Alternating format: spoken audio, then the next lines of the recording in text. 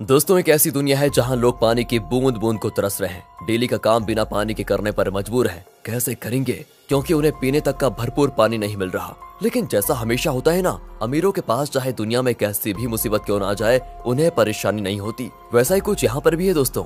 बड़ी बड़ी private company ने जमीन के अंदर पानी निकालने के लिए मशीन लगा दी है, क्योंकि अभी भी कहीं कहीं ऐसी जगह है जहाँ जमीन के अंदर से पानी निकाला जा सकता है। और उन जमीनों से जितना भी पानी निकलता है उसे शहरों में सप्लाई कर दिया जाता है, जहाँ पर अमीर लोग रहते हैं। लेकिन गरीब लोग बेचारे गाँव में रहने पर मजबूर है। उन्हीं गरीब लोग में होम्स परिवार भी रहता है दोस्तों, जिसमें पिता अर्नेस्ट, माँ कैथरीन, बड़ी बेटी मैरी और छोटा बेटा जेरोम शामिल है। बड़ी मुश्किल से यह परिवार गांव में अपना गुजारा कर रहा था। अर्नेस्ट की काफी बड़ी जमीन भी थी, जिसमें उसके पिता खेती किया करते थे। लेकिन पानी की कमी होने की वजह से अर्नेस्ट खेती नहीं कर पा रहा है। उसने सरकार से भी बात की कि मेरी जमीन अभी भी फर्टाइल है, यानी कि पानी मिले तो इस पर फसल उगाई जा सकती है। लेकिन किसी को भी अर्नेस्ट की बात पर भरोसा नहीं है। इसलिए अर्नेस्ट खुद से ही जमीन खोद कर ट्राई करता है कि क्या पता उसकी किस्मत अच्छी हो, उसे पानी मिल जाए, जिससे उसका खेत फिर से हरा भरा हो जाएगा और फसल बेचकर वो पानी की कमी को भी अपने परिवार के लिए पूरा कर लेगा। दोस्तों, एक दिन की बात है कि अर्नेस्ट के खेत में जहाँ उसने पानी निकालने के लिए मशीन लगाई थी, वहाँ पर दो चोर आ जाते हैं जो उस मशीन को चुराने आए थे। अर्नेस्ट तुरंत ही गन लेकर वहाँ पहुँचता है और चोरों को जैसे ही पता चलता है कि अर्नेस्ट यहाँ पर आ चुका है, वो लोग बहाना करने लगते हैं कि हम तो बहुत दूर से आए हैं, थोड़ा पानी मिल जाता तो आपकी मेहरबानी होती। पर दोस्तों, तभी वो चोर मौका देखकर अपने पास रखी गन निकाल लेते हैं ताकि अर्नेस्ट को शूट कर पाए। लेकिन अर्नेस्ट का पाला तो ऐसे चोरों से डेली पड़ता था, इसलिए वो तुरंत ही उनके शॉट करने से पहले ही गन चलाकर उन्हें वहीं पर ढेर कर देता है। देखा दोस्तों, ऐसा हाल हो गया है पानी के लिए कि एक दूसरे की जान लेने पे तुले हुए हैं लोग। अर्नेस्ट अपनी मशीन को चेक करने आता है, लेकिन बेचारे को पता चलता है कि यहाँ से जो थोड़ा बहुत पानी निकलता था वो भी खत्म हो चुका है। इसका मतलब कि अब उसे दूसरी जगह फिर से गड्ढा खोदकर मशीन लगानी होगी ताकि वहाँ से पानी निकाला जा सके।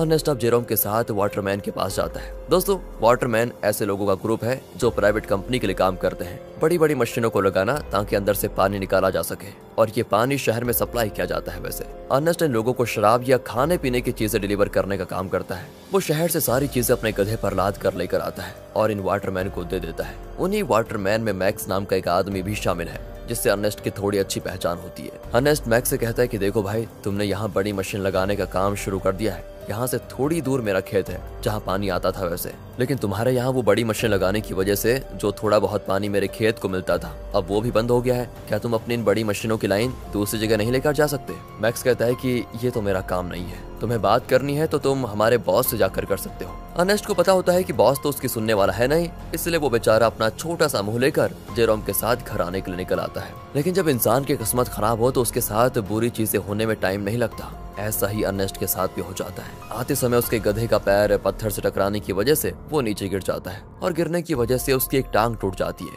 बेचारा गधा प्यास से पहले परेशान था, टांग टूटने से उसको और तड़पन होती है। इसलिए अर्नेस्ट उसकी तकलीफ को खत्म करने के लिए मजबूरन उससे वहीं मार डालता है। दोस्तों, क्या करता बेचारा। इसके बाद वो एक ऑक्शन हाउस में आता है जहां पुराने रोबोट्स को रिपेयर करके बेचा जाता है। अर्नेस्ट ऐसे एक रोबोट को खरीदने आया था ताकि आगे से वो डिलीवरी का काम संभाल पाए। साथ ही ऑक्शन में फेलम नाम का बंदा भी रोबोट पर बोली लगाने आता है, लेकिन आखिर में अर्नेस्ट को वो रोबोट मिल जाता है, जिसे पाकर अर्नेस्ट और जेरोम बड़े खुश होते हैं कि चलो कुछ तो काम की चीज आई हाथ में। इसके बाद दोनों हॉस्पिटल आते हैं जहाँ कैथरीन रहती है। कुछ समय पहले एक दुर्घटना का शिकार हो गई थी कैथरीन, इसलिए वो चल फिर नहीं पाती। इसलिए हॉस्पिटल में वायर के जरिए कैथरीन को रखा जाता है। वायर मतलब जो कैथरीन को चलने में मदद करते हैं। अब देखिए, अर्नेस्ट के पास इतने पैसे तो है नहीं कि वो वायर का सिस्टम खरीद कर घर लेकर आ पाए, इसलिए वो और उसके परिवार के लोग हॉस्पिटल में ही कैथरीन से मिलने आए जाया करते हैं। अब हॉस्पिटल के बाहर अर्नेस्ट की मुलाकात रॉबी नाम के बंदे से होती है, जो अर्नेस्ट का बढ़िया दोस्त है, काफी ज्यादा करीबी है। उसके पास तो रहने के लिए घर तक भी नहीं है, साथ ही वो दिमाग से भी थोड़ा कमजोर है। इसलिए अर्नेस्ट उसके पास जो थोड़ा बहुत पानी होता है वो रॉबी और उसके परिवार को दे देता है, क्योंकि भले ही अर्नेस्ट के पास भी पानी की कमी है, लेकिन बंदे का दिल बहुत बढ़िया है यार। अब वहाँ से अर्नेस्ट जैसे ही घर आता है ना, उसके पास फेलम पहुँच जाता है, जो उससे कहता है कि मुझे तुम्हारा रोबोट चाहिए, कुछ जरूरी काम है। अर्नेस्ट को पता था कि फेलम एक नंबर का बदमाश आदमी है, वो रोबोट वापस करने में नाटक करेगा। इसलिए दोस्तों, अर्नेस्ट रोबोट देने से साफ मना कर देता है। साथ ही दोस्तों, मैं आपको बता दूं कि फेलम और अर्नेस्ट की बेटी मैरी का एक दूसरे के साथ चक्कर चल रहा है। अर्नेस्ट ने कई बार मैरी को समझाया कि वो फेलम से दूर रहे, वो अच्छा इंसान नहीं है, लेकिन मैरी है कि सुनने को तैयारी नहीं होती। फिल्म की वजह से वो तो अपने पिता से भी नफरत करने लगी है। बताओ दोस्तों, माँ बाप कभी गलत होते हैं क्या? जो बच्चे माँ बाप की बात नहीं मानते उनके साथ तो बुरा होता ही है। कहीं मैरी के साथ भी कुछ बुरा ना हो जाए। खैर आगे देखते हैं। अगले सीन में अर्नेस्ट एक और जगह गड्ढा खोद रहा होता है, इस उम्मीद में कि शायद वहाँ से कुछ पानी निकल जाए, लेकिन बड़ी मशीनों के पाइपलाइन के कारण आसपास का पूरा इलाका सूखा पड़ चुका था। इसलिए अर्नेस्ट को यहाँ भी निराशा का सामना करना पड़ता है। साथ ही गड्ढा खोदने के दौरान अर्नेस्ट जेरोम से बात कर रहा होता है। वो कहता है, जब मैं शहर गया था वहाँ मैंने एक लड़की को देखा जिसके बाल तो छोटे हैं लेकिन देखने में बहुत सुंदर है। तुम तो बेटा बड़े हो चुके हो, कहो तो तुम्हारी बात करवा दो उससे। मैं नहीं जानता कि इस हालत में हम कब तक जिंदा रह पाएंगे, इसलिए हमारे पास जो भी पल बचे उन्हें अच्छे से जी लेना चाहिए हमें। और दोस्तों ऐसे ही बाप बेटे आपस में बात करते हुए कुछ टाइम एक दूसरे के साथ बढ़िया तरीके से बिताते हैं। इसके बाद अर्नेस्ट जैसे ही घर आता है, मैरी उससे कहती है, मुझे पैसे चाहिए पापा, मैं फिल्म के साथ जा रही हूँ, मुझे यहाँ पर बहुत घुटन हो रही है। अर्नेस्ट कहता है, घुटन हो रही है? मैंने बचपन से तुम्हें पाल पोस के बड़ा किया, सब कुछ देने की कोशिश की तुम्हें, और फिर भी तुम ऐसी बातें कर रही हो। मैरी तो ऊपर से जवाब देती है, कहती है, हम यहाँ पर जी नहीं रहे, सरवाइव कर रहे हैं और मुझे ऐसी जिंदगी चाहिए ही नहीं। अर्नेस्ट के लाख समझाने पर भी जब मैरी नहीं मानती तो अर्नेस्ट मैरी को कमरे में बंद करके खिड़कियों पर कीड़े लगा देता है ताकि वो फिल्म से मिल ना पाए। अब अर्नेस्ट जैसे सप्लाईज लेने के लिए शहर जाने वाला होता है, तभी उसको पता चलता है कि रोबोट गायब है। ये देखकर उसकी हालत खराब, वो परेशान हो जाता है। वो समझ चुका था कि ये काम तो फिल्म के अलावा कोई दूसरा कर नहीं सकता। वो वहाँ से तुरंत वाटरमैन के पास आता है ताकि उनसे पूछ सके कि क्या फिल्म यहाँ पर आया था कि नहीं। पर वहाँ पर आते ही मैक्स और बाकी वाटरमैन मिलकर अर्नेस्ट पर धावा बोल देते हैं दोस्तों, और जमकर उसकी पिटाई करने लगते हैं। उनका कहना होता है कि तुमने हमारी सप्लाईज चुराई, जो हमारी मेहनत की कमाई थी, जिसे तुमने शायद कहीं और बेच दिया होगा। अर्नेस्ट कहते हैं, अरे ये क्या कह रहे हो तुम? मैं खुद यहाँ तुमसे पूछने आया था कि क्या फिल्म मेरा रोबोट लेकर यहाँ आया था या नहीं, लेकिन उल्टा तुम लोग मुझे ही मार रहे हो। दोस्तों अर्नेस्ट यहाँ पर समझ चुका था कि जरूर फिल्म ने शहर से मेरे बदले सप्लाईज ले ली और उसे वाटरमैन को देने के बजाय चुरा कर कहीं और लेकर चला गया। इसलिए दोस्तों अर्नेस्ट जैसे तैसे वाटरमैन से पीछा छुड़ाकर फिल्म को ढूंढने के लिए निकल जाता है, जो उसे मिल भी जाता है। साथ ही अर्नेस्ट का शक भी सही था, उसने ही सप्लाईज चुराई थी दोस्तों, जिससे वो बड़े आराम से खा पी रहा था। इसलिए अर्नेस्ट गन पॉइंट पर लेकर फिल्म को डरा देता है और उसे वाटरमैन के पास ले जाने लगता है, ये बताने के लिए कि सप्लाईज मैंने नहीं, फिल्म ने चुराई थी। आगे बढ़ते हुए दोनों काफी ज्यादा थक चुके थे। अर्नेस्ट सबसे ज्यादा थक चुका था और साथ ही साथ उसका पानी भी खत्म हो चुका था। इसीलिए दोस्तों फिल्म अर्नेस्ट को बहकाने की कोशिश करता है कि मैंने सप्लाईज की थोड़ी शराब पी ली थी और थोड़ी बची है, मेरी मानो तो बची हुई शराब हम दोनों आधा आधा बांट कर पी लेते हैं। ज्यादा से ज्यादा वाटरमैन क्या करेंगे, मुझे मारेंगे ही ना, लेकिन अगर हमने पिया नहीं तो हम प्यास से जरूर मर जाएंगे। इस पर अर्नेस्ट मान जाता है, लेकिन जैसे ही वो फिल्म को रस्सियों से आजाद करता है, फिल्म उस पर ही हमला कर देता है। बेचारा अर्नेस्ट पहले से ही थका हुआ था और मार खाने की वजह से उसका काफी ज्यादा खून बहने लगता है। इसके बाद तो फिल्म जबरदस्ती पाके सारी शराब अर्नेस्ट के मुंह में डाल देता है, ताकि जब वाटरमैन उसे देखे तो उन्हें यकीन हो जाए कि अर्नेस्ट ने ही सप्लाईज चुराई थी और उसी ने उनकी शराब पी ली। इतना ही नहीं दोस्तों, फिल्म अर्नेस्ट को मार मार कर रोबोट के साथ ही रस्सी से उसको बांध देता है, ताकि दुनिया को लगे कि रोबोट ने आउट ऑफ कंट्रोल होकर अर्नेस्ट पर हमला कर दिया, जिससे उसकी जान चली गई। और होता भी ऐसा ही है, बेचारा अर्नेस्ट मारा जाता है दोस्तों, और सभी लोगों को लग रहा था कि रोबोट ने अर्नेस्ट की जान ली। दोस्तों हमेशा अच्छे लोगों के साथ बुरा ही क्यों होता है यार। अगले सीन में जेरोम अपने पिता को खोने के बाद बहुत उदास बैठा होता है। वो सारा गुस्सा रोबोट पर उतार कर उसे तोड़ने की कोशिश कर रहा होता है, क्योंकि अभी तो उसने ये मान लिया है कि रोबोट ने ही उसके पिता की जान ली, लेकिन हम सब जानते हैं कि सच्चाई क्या है। तब वहाँ पर फिल्म आकर जेरोम से कहता है, रोबोट को तोड़कर क्या मिलेगा, ये आगे चलकर हमारे ही काम आएगा, इसलिए इसको तोड़ो मत, और तुम चिंता मत करो, मैं हूं ना, मैं तुम्हारे परिवार को संभाल लूंगा, तुम्हारे और मैरी का अच्छे से ख्याल भी रखूंगा। बताओ दोस्तों, कातिल मसीहा बनने की कोशिश कर रहा है। अगले सीन में दिखाते हैं कि फिल्म मैक्स के पास आकर कहता है, मुझे पानी की एक पाइपलाइन चाहिए ताकि उसकी मदद से मैं अर्नेस्ट की जमीन पर खेती कर सकूं। मैक्स कहता है, मैं क्या तुम्हारा कोई नौकर हूं, जो तुम कहोगे और मैं कर दूंगा। तो फिल्म उससे कहता है कि अच्छा, तुम्हें मानना पड़ेगा दोस्त, मानना पड़ेगा। वो दोस्तों उसका चाकू दिखाते हुए कहता है, ये चाकू तो याद है ना तुम्हें, उस दिन जब सप्लाईज लेकर तुम लोगों ने अर्नेस्ट पर हमला किया था, तब ये चाकू अर्नेस्ट ने तुमसे ले लिया था और मुझे ये चाकू उसकी बॉडी के पास मिला जिसमें तुम्हारा नाम लिखा हुआ है। सभी जानते हैं कि मरने से एक रात पहले सप्लाईज लेकर तुम्हारी और उसकी लड़ाई हुई थी। तो मैं क्या सोच रहा था कि मैं जाकर सभी को ये बात बता देता हूँ कि लड़ाई के दौरान तो मैक्स अर्नेस्ट को नहीं मार पाया, लेकिन अगले दिन जब उसे मौका मिला तो उसने अर्नेस्ट को मार दिया और आरोप डाल दिया रोबोट पर। यह सुनकर मैक्स घबरा जाता है और फिल्म की बात मानते हुए कंपनी से छुपाकर एक सीक्रेट पाइपलाइन अर्नेस्ट के खेत में चालू करवा देता है,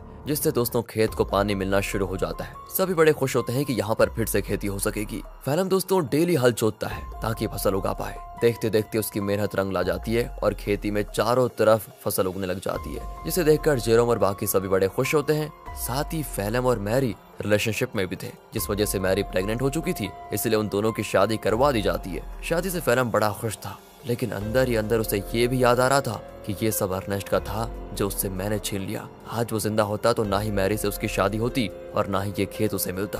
अर्नेस्ट के मरने के बाद फैलम ने उसकी सारी चीजों को दोस्तों अपना लिया होता है, लेकिन ये इंसान यहाँ पर भी नहीं रुकेगा। अभी आप इसके पाप देखिए कितना करता है ये। अगले सीन में बैंक से कुछ कर्मचारी आते हैं जो फैलम के पैरों तले जमीन खिसका देने वाली बात बताते हैं कि जमीन पर तुम्हारी फसल होगी है। उस जमीन को अर्नेस्ट ने गिरवी रखा था, वो तो मर गया, इसलिए अब ये जमीन बैंक की होती है और इसमें जो फसल होगी है वो भी बैंक के पास ही जाएगी। फैलम कहता है नहीं, ऐसा नहीं हो सकता, ये बात तुम्हें पहले बतानी चाहिए थी जब यहाँ पर फसल नहीं उगी थी उस समय, और अगर तुम पहले बता देते तो मैं कोई दूसरी जमीन देख लेता। लेकिन दोस्तों बैंक वाले नहीं मानते, वो कहते हैं कि 1 हफ्ते के अंदर अगर पैसे नहीं मिले तो इस जमीन को तुम भूल जाना। इतना कहने के बाद वो चले जाते हैं। फैलम तो परेशान हो चुका था कि अर्नेस्ट ने तो मुझे बेवकूफ बना दिया, बेकारी कहेगा, जमीन तक गिरवी रखी है, बताओ अब पैसों का बंदोबस्त कैसे कर पाऊंगा। बताओ दोस्तों, ये तो वही बात हो गई, उल्टा चोर कोतवाल को डांटे।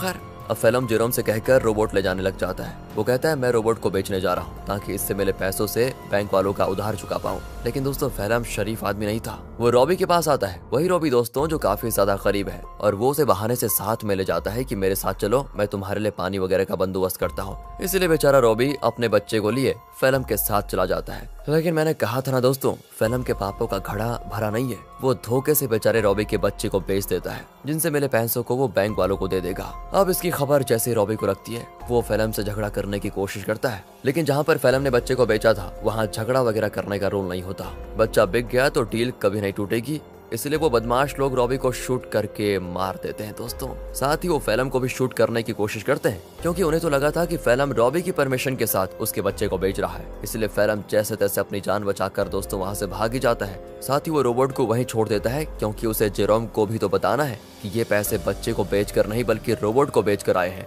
क्या कहें दोस्तों, कितना बुरा आदमी है यार फैलम। तभी तो दोस्तों अर्नेस्ट अपनी बेटी मैरी को मना कर रहा था इसके साथ रहने के लिए। अगले सीन में बैंक को पैसा देने की वजह से जमीन फिर से फैलम की हो जाती है, तो वहीं रोबोट आगे बढ़ते हुए अपने ओरिजिनल ओनर के पास जाने के लिए निकल पड़ता है। क्योंकि जब वो बदमाश लोग फैलम और रॉबी को शूट कर रहे थे तो कुछ गोली रोबोट को भी लग गई थी, जिससे हुआ ये कि रोबोट की डिफॉल्ट सेटिंग ऑन हो गई और इसीलिए वो अपने ओरिजिनल ओनर के पास जा रहा है, जो कि शहर में रहता है और ओनर का नाम है कैल्विन। वो जैसे उस रोबोट को देखता है तो बिल्कुल हैरान हो जाता है कि ये किसका रोबोट घूमकर वापस मेरे पास आ गया। उस रोबोट पर दोस्तों अर्नेस्ट का नाम लिखा हुआ था, इसलिए कैल्विन रेडियो के जरिए अर्नेस्ट से संपर्क करने की कोशिश करता है ताकि वो आगे आए और अपने रोबोट को वापस लेकर जाए। जेरोम तो जैसे ही रेडियो को ऑन करता है तो बिल्कुल हैरान हो जाता है कि फैलम ने तो कहा था कि उसने रोबोट को बेच दिया, अब ये कैल्विन बता रहा है कि रोबोट उसके पास है। इसलिए दोस्तों वो डिसाइड करता है कि अगर कैल्विन रोबोट वापस देना चाहता है तो कोई नहीं, ये तो बहुत अच्छी बात है, मैं जाकर उसको ले लेता हूँ। अगले सीन में जेरोम को रॉबी की पत्नी दिखाई देती है, जो रॉबी और उसके बच्चे के वापस न आने पर सदमे में जा चुकी थी। वो एक गुड़िया लेकर रॉबी और अपने बच्चे के आने का इंतजार करती है। सच में दोस्तों बेचारी के साथ बहुत बुरा हुआ ना। एंड इस चीज को देखकर जेरोम को लगता है कि जरूर कुछ तो बात है जो फैलम छुपा रहा है। जिसके बाद वो शहर के बॉर्डर पर आता है, लेकिन 18 साल से कम होने की वजह से गार्ड्स उसे शहर में जाने नहीं देते। तब वहाँ पर एक लड़की आती है जिसका नाम अना है। वो जेरोम से कहती है मेरे पास आ जाओ, मैं तुम्हें शहर भिजवा सकती हूँ, वो भी बहुत कम पैसों में। जेरोम जैसे ही अना को देखता है तो बिल्कुल हक्का बक्का हो जाता है, क्योंकि वो हूबहू वैसी होती है जैसा कि अर्नेस्ट ने उसे छोटे बालों वाली उस लड़की के बारे में बताया था। याद है ना दोस्तों, जब अर्नेस्ट जेरोम से कह रहा था कि तुम्हारी शादी कर लेते हैं, उससे बात कर लेते हैं तुम्हारी, तो दोस्तों जेरोम उससे फिर अर्नेस्ट के बारे में पूछता है, लेकिन वो तो जानती नहीं अर्नेस्ट को। जेरोम भी आगे कुछ नहीं कहता और इसके बाद वो जेरोम को शहर तक जाने वाली सामान की गाड़ी में छुपा कर बैठा देती है और उसकी मदद से जेरोम शहर पहुंच जाता है। अब शहर आने के बाद जेरोम कैल्विन से मिलता है, जो उसे उसका रोबोट वापस कर देता है। रोबोट को जो गोलियां लगी थी कैल्विन ने उसे भी रिपेयर कर दिया था, साथ ही उसने रोबोट की सेटिंग भी सही कर दी थी।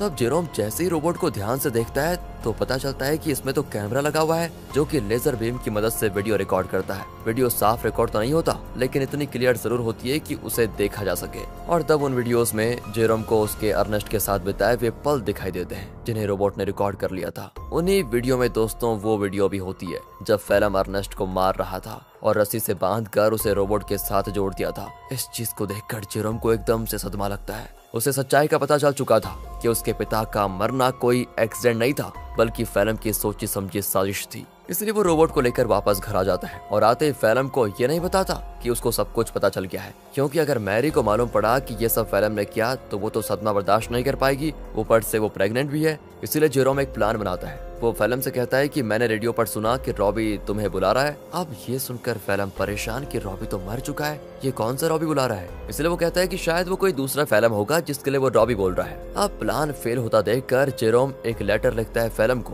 ताकि फेलम को ऐसा लगे कि ये लेटर रॉबी ने भेजा है और वो उसे उसी जगह पर बुला रहा है जहाँ पर अर्नेस्ट मरा था। लेटर देखकर फेलम समझ चुका था कि कुछ तो गड़बड़ी है, मुझे वहाँ पर जाकर देखना ही पड़ेगा। इसीलिए वो उसी जगह पर जाता है जहाँ पर उसने अर्नेस्ट को मारा था। आगे बढ़ते हुए उसे जमीन पर बना हुआ गड्ढा दिखाई नहीं देता और गलती से वो उसे गड्ढे में गिर जाता है जहाँ गिरने से उसका पैर टूट चुका था और वो मदद के लिए चिल्ला रहा होता है। तब वहाँ पर जेरोम गन लेकर आता है। उसे इतने गुस्से में देखकर फेलम समझ जाता है कि जेरोम को सब कुछ पता चल चुका है और ये सारा प्लान जेरोम का ही था। तो फेलम जेरोम को बहलाते हुए कहता है, देखो जो हुआ मैं उसके लिए शर्मिंदा हूँ, मुझे माफ कर दो, लेकिन देखो मैंने मैरी और तुम्हारे कितना अच्छे से ख्याल रखा। अगर मुझे कुछ हुआ तो मैरी ये सदमा बर्दाश्त नहीं कर पाएगी, इसलिए मुझे जाने दो। लेकिन जेरोम उसकी एक नहीं सुनता और सीधे फेलम को शूट करके मार डालता है। इसके बाद वो रोबोट की मेमोरी भी रेज कर देता है ताकि कभी मैरी ये सब कुछ देख ही ना पाए। वो नहीं चाहता कि मैरी कभी कुछ इसका सच जाने। कुछ दिन गुजर चुके थे। फेलम के घर न आने पर मैरी बहुत परेशान होती है। जेरोम कहता है कि वो अच्छा इंसान कभी था ही नहीं, तुम्हें छोड़कर वो भाग गया। और ये सुनकर मैरी एकदम उदास हो जाती है और अपने दिल से फेलम के लिए प्यार खत्म कर देती है। दोस्तों उल्टा वो उससे नफरत करने लगती है। जेरोम ने बड़ी शांति से अपना बदला ले लिया। इसके बाद जेरोम और मैरी घर चलाना शुरू करते हैं, क्योंकि खेत उन्हें मिल चुका था। उन्हीं फसल को बेचकर वो पैसे जमा करेंगे ताकि अपनी माँ को हॉस्पिटल से घर लेकर आए। और इसी मिक्स फीलिंग के साथ दोस्तों ये मूवी यहाँ पर खत्म होती है। बाकी अगर आपको वीडियो अच्छी लगी हो, एक्सप्लेनेशन अच्छा लगा हो तो लाइक कीजिए, चैनल को सब्सक्राइब करें। मिलते हैं अगली वीडियो में, ध्यान रखेगा अपना and finally thanks for watching.